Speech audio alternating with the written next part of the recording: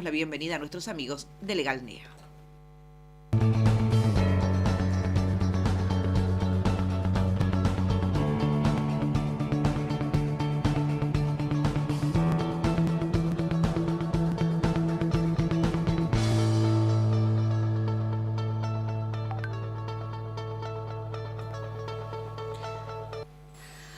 Doctor José María González, ¿cómo le va? Bienvenido. Buenos días, ¿cómo están? ¿Cómo Todo les va? bien, todo bien. ¿Está la justicia, el Poder Judicial acá tampoco está trabajando hoy?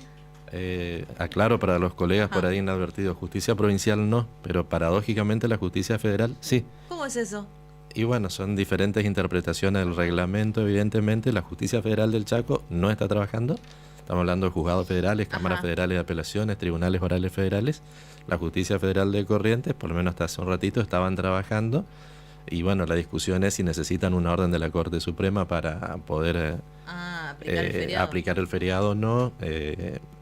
Según la reglamentación está establecido de que son días inhábiles justamente aquellos que por ley se decreten como feriado o que establezca el Poder Ejecutivo. En este caso salió por un decreto del Poder Ejecutivo, es la interpretación que hacen en Chaco, pero acá, bueno, parece que dependen un poquito más de las órdenes de arriba. Para los plazos, ¿no? para presentaciones. No, para nosotros es un lío. Para nosotros es un lío, te puede beneficiar el o concepto perjudicar. de que Corrientes es todo un país, ¿no? Y sí, la verdad que sí, porque si tenías un plazo que vencía hoy a las 9 de la mañana, tenés suerte y no va a vencer el lunes recién, pero si te confiaste en el feriado y no viniste a presentarlo antes de las 9 de la mañana en la justicia federal, perdiste la oportunidad de presentar. Bueno, lo saludamos también al doctor Carlos Maciel, que está desde el estudio ahí en Legal NEA. Hola Carlos, ¿cómo está? Buen día. Hola, ¿qué tal? Buen día. Todo bien. Bueno, marcó un cambio, obviamente, incluso hasta de la agenda que teníamos pensada.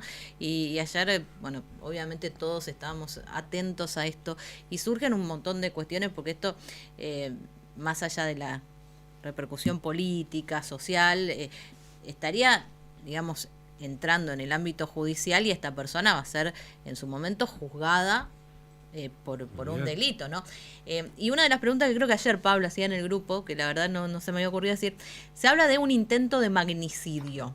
Esa figura, ¿no? Le pregunto al doctor Maciel o al doctor González, ¿el magnicidio es una figura que está en el Código Penal? Es decir, ¿le correspondería una pena mayor a una persona por atentar contra, no sé, en este caso una vicepresidenta, que si hubiera atentado contra otra persona sin ningún cargo?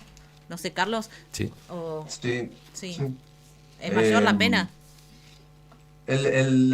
Terminológicamente, en realidad, sí, claro, es un magnicidio y sí, es un agravante también por la condición de la persona, digamos. El Código Penal prevé algunos tipos de agravantes. Puntualmente sí, hay un agravante que incluye, digamos, incluso a funcionarios, a personas de fuerzas de seguridad, etcétera. Y sí, prevé una prisión perpetua. Más allá de todas las cuestiones técnicas, digamos, dentro del ámbito penal, con respecto al arma,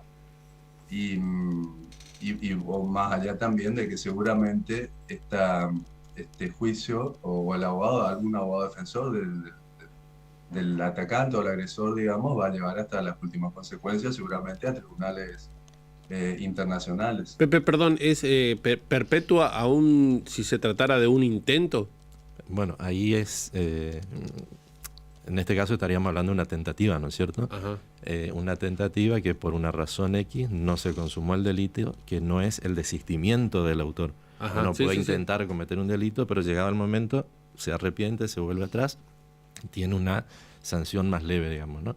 En este caso se investiga, pasó algo que hace que no se consume, entonces estamos en grado de tentativa, con lo cual siempre la tentativa va a aplicar una penalidad que va entre, dice el código, entre la mitad y los 2/3 de la pena, como si se hubiera cometido el delito.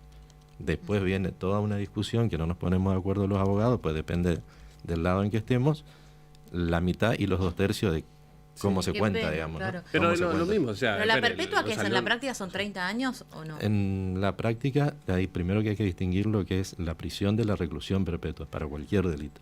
La reclusión implica menos condiciones favorables para recuperar la libertad y en la forma de cumplimiento de la pena. La prisión es lo que típicamente como nos conocemos, una persona está privada de la libertad. Ah, pero ¿por qué le van a dar, a ver, la mitad de la pena porque apretó el gatillo y la bala no salió?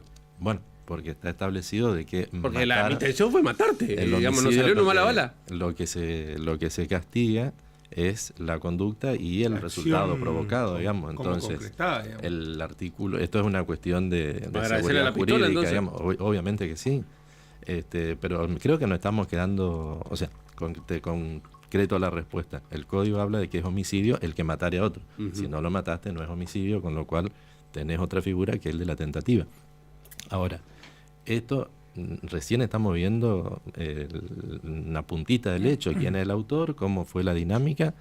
Todavía falta ver otras posibles agravantes que tiene que ver, ¿actuó solo o actuó con alguien más? Cuando hay dos o más personas, es agravado.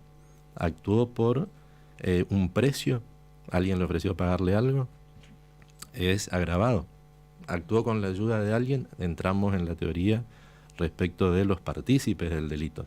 Entonces acá la cosa se va a prolongar en el tiempo porque alguien va a tratar de secuestrar el celular, ver con quién se comunicó, de dónde sacó el arma, ver a través de los análisis periciales de las antenas de los celulares, dónde estuvo, a qué lugares fue, cómo estuvo preparando el hecho, o eventualmente, digamos, que es una salida a la que seguramente apuntará la defensa, como ha sucedido en el caso de Bolsonaro y también en uno de los intentos que sufrió Raúl Alfonsín, que pueda presentarse como una persona con algún problema mental, digamos, ¿no? Carlos, hacías referencias al arma.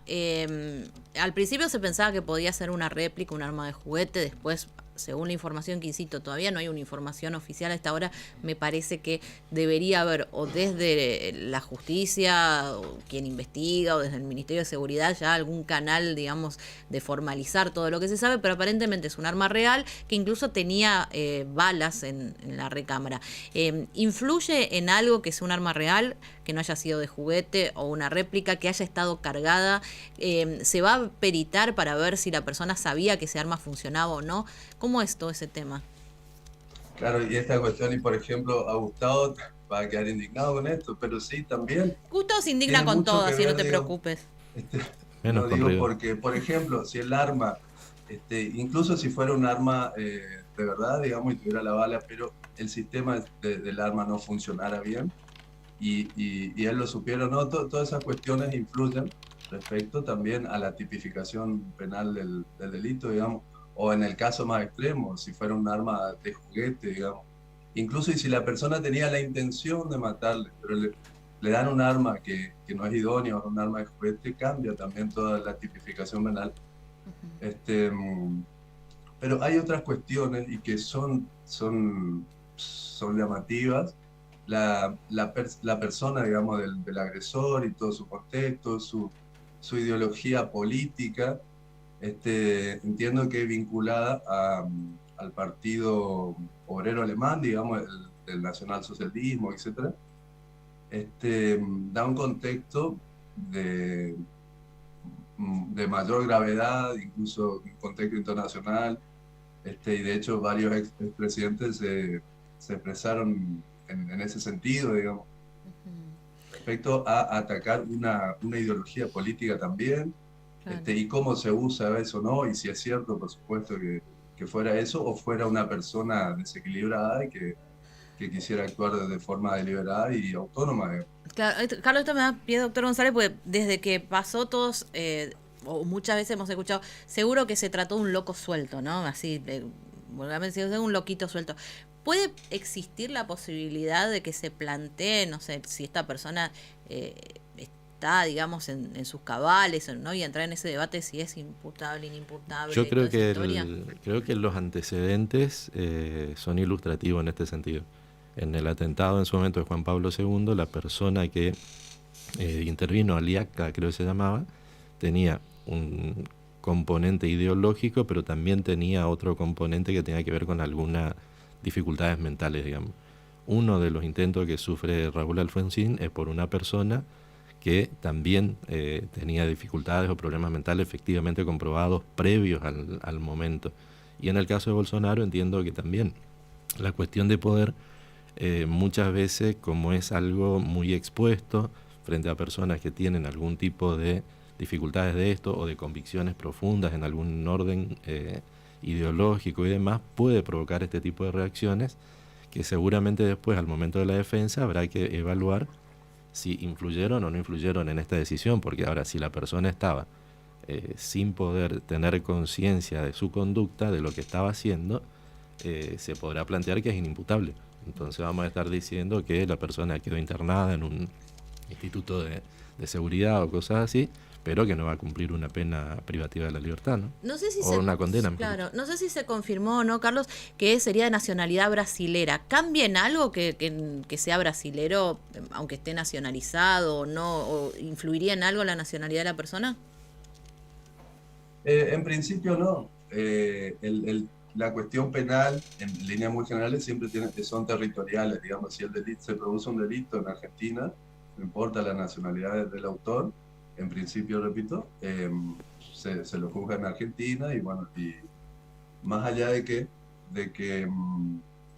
en algunas situaciones se pueda pedir, y para algunos tipos de delitos, la extradición o no del imputado, del reo, pero cuando hay otras cuestiones, digamos, y que hay una línea muy finita también con el derecho público, digamos, que por eso hay que ver y analizar, y se va a estudiar todas estas cuestiones, todo el contexto de esta persona, y si es una persona inimputable o no, o si fue utilizada por otra o no. Y en realidad, él, más allá de que tenga nacionalidad brasilera, se entiende que estuvo viviendo ya acá gran parte de su vida. De hecho, el acento de él es muy, no se distingue, digamos. Claro. Bueno, ¿cómo sigue esto? O sea, ¿qué deberíamos esperar judicialmente, doctor González, a partir de ahora? Yo creo que esto, como dije al inicio, esto es el comienzo. Lo que viene ahora es con todo lo que se hizo en la madrugada, se está haciendo ahora. Vi que esta mañana se constituyó el juez, la jueza, el fiscal. Fue trasladado a Comodoro Pi esta madrugada. Se tiene la foto del hecho, ¿no? Que pasó en el momento, lo que nosotros decimos la dinámica del hecho, de la manera que sucedió. Insisto que hay mucha tela para cortar todavía con relación a las motivaciones, a la participación de otras personas, a la posible existencia o no de un precio, es decir, que si alguien mandaba a matar a cambio de una suma de dinero. Era un sicario, digamos. Exactamente. La cuestión ideológica como trasfondo, y bueno, después la capacidad mental o no como para comprender la criminalidad del acto. Yo creo que estamos muy, muy lejos de una verdad total, ¿no? Y toda la gente que está ahí, entre ellos los custodios, los guardias, también van a tener que dar algún tipo de explicación, porque parece como raro, ¿no? Que una persona pueda llegar tan cerca de alguien que debería ser súper custodiado y cuidado y ponerle un arma en la cara. Sí, la verdad que van a tener que dar explicaciones todos ellos, porque muchas veces estos sucesos pasan con la anuencia o la complicidad de alguna persona del entorno. De todas maneras, como experiencia personal te digo, el martes estuve en Buenos Aires haciendo gestiones, tuve la oportunidad de pasar por la esquina y de Juncal y Montevideo, y la verdad que ni la cantidad de gente, por lo menos en horas de la mañana, era tanta, ni tampoco las medidas de seguridad eran tantas. Es decir, pasaban los colectivos por un lado y por el otro lado de la esquina. Había un vallado con personas que no estaban armadas, obviamente, porque se había pedido eso. Era un contexto, digamos, bastante relajado, no es y como apto uno ve la para foto. Varias personas que estos últimos días han estado en Buenos Aires, incluso ese día que ella hace el discurso desde el recinto del Senado, y que había una manifestación supuestamente afuera. Hay algunas imágenes de afuera, que no es tal como a veces también se magnifica en las pantallas o en los medios de comunicación. Pero hay que tener en cuenta, digamos, comparativamente, el intento o la agresión que sufre Bolsonaro también es de un modo parecido, es decir, en un tumulto con un cuchillo. La que sufrió el Papa en su momento, Juan Pablo II, también fue, y vaya que tiene medidas de seguridad. La otra, de que es la vicepresidenta en ejercicio de la nación, por lo cual debería tener determinados servicios Seguro. más allá de su carácter, de que no sé, porque todos ayer empezaban con las especulaciones, que le tienen miedo, que pero, por eso no se acciona. Muchas veces, y esto ha ocurrido para quienes tuvimos la posibilidad de coberturas presidenciales, Totalmente. rompen los protocolos. Sí. Rompen totalmente los protocolos y entonces quedan, aunque no quita, porque uno observa que vienen dos personas casi a la par, casi en un contacto, y había 5 tipos que estaban tomando mate en la vereda de enfrente, que eran parte de la seguridad. Esos 5 son los que van a tener que dar aplicaciones que estaban tan lejos, ¿no? del hecho. Bueno, habrá que ver quién es si algún abogado, a ver si tiene una defensa pública, si hay un abogado también. Y van a empezar las especulaciones, quién es el abogado, quién le paga al abogado, cómo hace para pagar el Claro, abogado, sobre todo si cuánto tiene uno de más esos prestigio abogados, tenga. no sé, Legal NEA lo tomaría un caso de estas características. Bueno, ¿o no? el responsable del área penal es Maciel el lo doctor Maciel, defendería, así que... Sabac sí es... Va a decir que sí, la defensa técnica, todo el mundo Sí, tiene. sí, claramente.